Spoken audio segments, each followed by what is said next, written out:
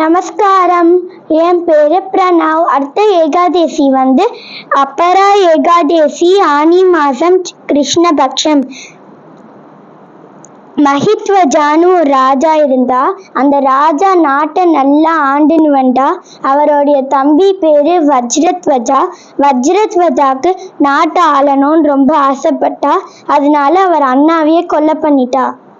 மஹித்வஜாவுடைய ஆவி மோட்சம் கிடைக்காம காட்டிலேயே சுட்டிருந்தது.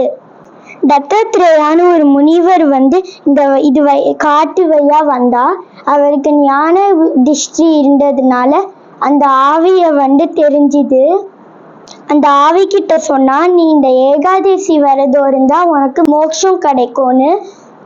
ஆவியும் ஏகாதசி விரதம் இருந்துட்டு வைகுண்டத்துக்கு மோட்சம் கிடைச்சிருது.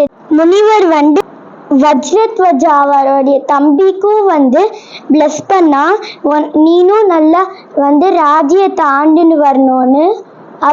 அவளும் நல்லா ஆண்டுன்னு வந்துட்டா. இந்த ஏகாதசி கோஸ்ட் ஃபார்மா இருந்தா கூட வைகுண்டத்துக்கும் மோட்சம் கிடைக்கும்.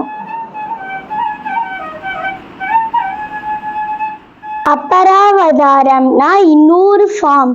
பெருமாள் வாமன அவதாரம் எடுக்கும் போதே திருவிக்ரம அவதாரமும் எடுத்தா.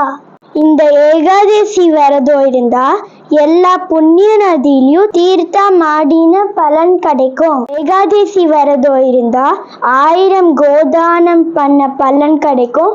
ஸ்வர்ணதானம் பண்ண பலன் கிடைக்கும்.